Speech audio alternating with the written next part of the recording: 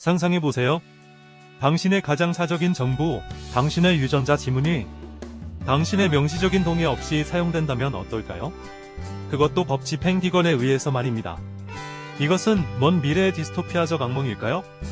아니면 공공의 안전을 지키기 위한 필수적인 도구일까요? 오늘 우리는 이 질문의 가장 깊은 곳으로 들어가 보려 합니다. 최근 몇 년간 가정용 DNA 검사 키트의 인기가 폭발적으로 증가했습니다. 나의 뿌리를 찾고 건강 정보를 얻기 위해 수백만 명의 사람들이 자신의 타액 샘플을 기꺼이 보냈죠. 하지만 이 깊고 개인적인 정보가 경찰의 손에 들어간다면 어떻게 될까요? 심지어 당신이 저지른 범죄가 아니라 당신이 얼굴도 모르는 아주 먼 친척의 사건을 해결하는데 당신의 DNA 정보가 사용된다면 말입니다. 이것은 더 이상 가정이 아닙니다. 바로 지금 일어나고 있는 현실입니다. 이야기는 캘리포니아를 수십 년간 공포에 떨게 한 골든 스테이트 킬러 사건에서 시작됩니다. 그는 1970년대와 80년대에 걸쳐 최소 13건의 살인과 50건 이상의 성폭행, 그리고 100건이 넘는 강도 사건을 저지른 연쇄 범죄자였습니다. 수십 년간의 수사에도 불구하고 그의 정체는 미궁에 빠져 있었습니다. 범죄 현장에서 수집된 DNA 샘플은 있었지만 기존의 범죄자 데이터베이스에서는 일치하는 사람을 찾을 수 없었죠. 사건은 그렇게 영원히 미지로 남는 듯했습니다. 그러던 2018년 수사관들은 완전히 새로운 접근법을 시도합니다. 바로 GED 마취와 같은 유전 계보 데이터베이스를 이용하는 것이었죠. 이곳은 사람들이 자신의 DNA 분석 결과를 자발적으로 업로드하여 친척을 찾는 데 사용하는 공개적인 웹사이트였습니다. 수사관들은 범인의 DNA 프로필을 GED 마취에 업로드했습니다. 그러자 놀랍게도 범인과 세대, 4대 조상을 공유하는 먼 친척 몇몇이 데이터베이스에서 발견되었습니다. 마치 거대한 직소 퍼즐의 한 조각을 찾은 것과 같았죠. 수사관들은 이 정보를 바탕으로 전통적인 계보학 연구를 시작했습니다. 공통 조상으로부터 뻗어나온 가계도를 재구성하며 수백 명에 달하는 후손들의 범위를 좁혀나갔습니다. 그리고 마침내 나이, 거주지 등 모든 조건이 들어맞는 단 한 사람을 지목하게 됩니다. 그렇게 2018년 4월 72세 전직 경찰관 조셉 제임스 디엔젤로가 자신의 집에서 체포되었습니다.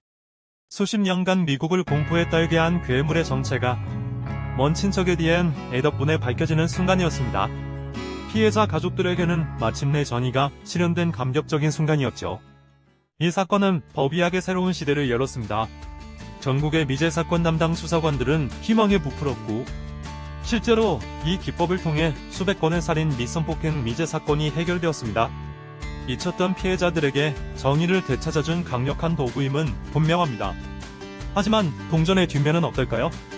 이 강력한 도구는 개인의 사생활에 대한 심각하고 불편한 질문들을 던집니다. 특히 미국 수정헌법 제사조가 보장하는 권리와 충돌하게 되죠. 수정헌법 제사조는 정부가 불합리한 수색 및 압수로부터 시민을 보호한다고 명시합니다.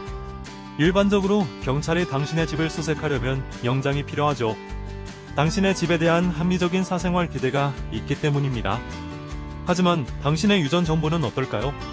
당신이 자발적으로 DNA 검사 회사의 약관에 동의하고 데이터를 업로드했다면 그 정보는 더 이상 사적인 영역이 아니라 공공정보가 되는 걸까요? 더 큰 문제는 당신의 결정이 당신의 친척들까지 감시의 대상으로 만든다는 점입니다. 당신의 팔촌사촌이 DNA를 등록했다는 이유만으로 당신은 동의한 적도 없는데 경찰의 유전자 감시망에 포함될 수 있습니다. 한 사람의 선택이 전체 가계도를 의도치 않게 경찰 수사에 노출시키는 셈이죠.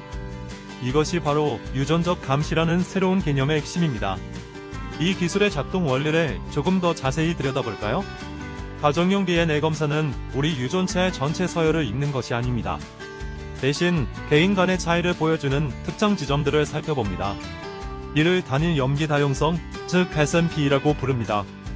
우리는 약 4명억 개의 염기쌍으로 이루어진 DNA를 가지고 있지만 9%는 모든 사람이 동일합니다. SNP는 바로 그 1%의 차이를 나타내는 지점들이죠. 친척들은 이 SNP 패턴의 상당 부분을 공유하게 됩니다. 유전 계보 데이터베이스는 바로 이 공유되는 SNP 구간의 길이를 분석합니다. 공유 구간이 길수록 더 가까운 친척일 가능성이 높죠.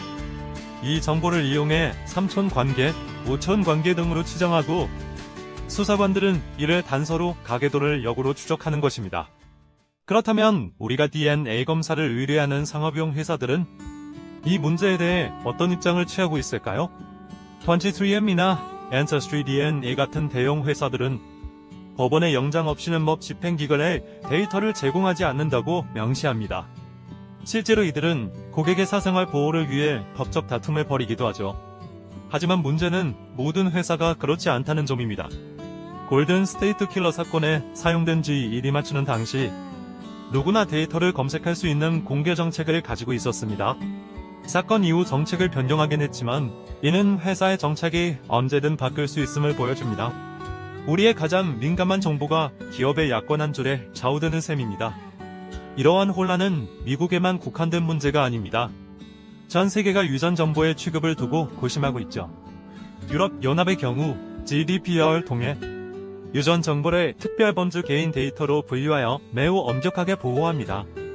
명시적 동의 없이는 처리 자체가 거의 불가능하죠. 이는 유전 정보에 대한 접근 방식의 근본적인 차이를 보여줍니다.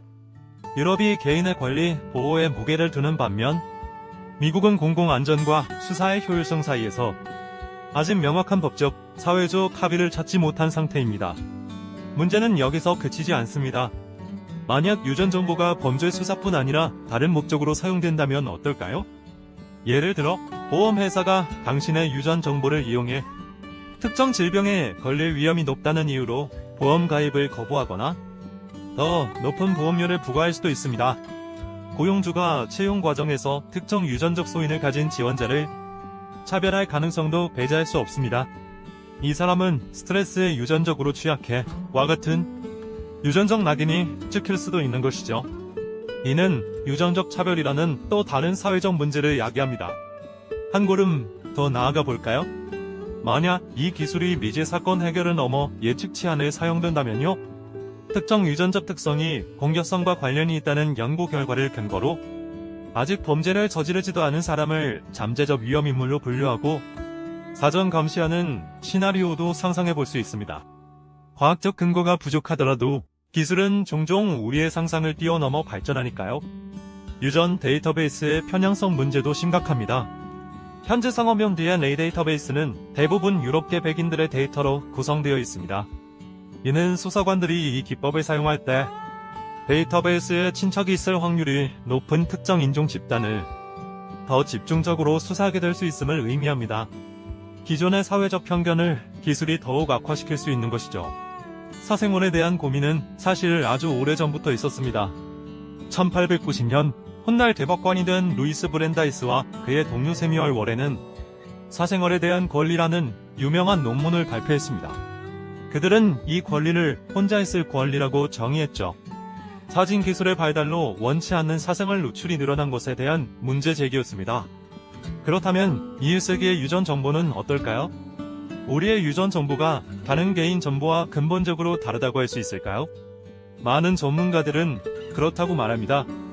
당신의 이메일이나 쇼핑 기록은 당신만의 것이지만 당신의 DNA는 당신의 부모로부터 물려받았고 당신의 자녀에게 전달됩니다. 또한 당신의 형제, 자매, 친척들과 정보를 공유하죠. 즉, 당신의 유전 정보는 당신 한 사람의 정보가 아니라 가족의 정보이자 세대의 정보인 셈입니다. 그것은 변하지 않으며 당신의 정체성과 건강에 대한 가장 근본적인 정보를 담고 있습니다. 따라서 다른 어떤 데이터보다 더 강력한 보호가 필요하다는 주장이 설득력을 얻습니다. 이 기술은 앞으로 어떻게 발전할까요? 인공지능과 결합하여 훨씬 더 정교하고 빠르게 가계도를 분석하게 될 것입니다. 더 많은 사람들이 DNA 검사를 받으면서 데이터베이스는 점점 더 거대해지고 사실상 거의 모든 사람이 누군가의 먼 친척으로 연결되는 세상이 올 수도 있습니다. 그것은 범죄자에게는 피할 수 없는 덫이 되겠지만 우리 모두에게는 거대한 유전적 감시망이 될 것입니다. 우리는 지금 중요한 갈림길에 서 있습니다. 한쪽에는 수십 년간 고통받은 피해자들에게 정의를 안겨줄 수 있는 부인할 수 없는 강력한 도구가 있습니다. 다른 한쪽에는 우리 자신과 미래 세대의 가장 근본적인 사생활을 침해할 수 있는 심각한 위험이 도사리고 있죠. 이 복잡한 문제에 대해 여러분은 어떤 입장이신가요? 기술의 발전을 무조건 막을 수는 없습니다. 하지만 기술이 인간의 존엄성을 훼손하지 않도록 강력한 법적, 윤리적 프레임워크를 만드는 것은 우리 사회의 시급한 과제입니다. 어디까지를 합리적인 수사로 허용하고 어디부터를 과도한 감시로 규제해야 할까요? 데이터 접근에 대한 투명한 절차와 엄격한 감독이 필요합니다. 또한 이 기술이 특정 집단에 대한 차별로 이어지지 않도록 사회적 안전장치를 마련하는 것도 중요합니다.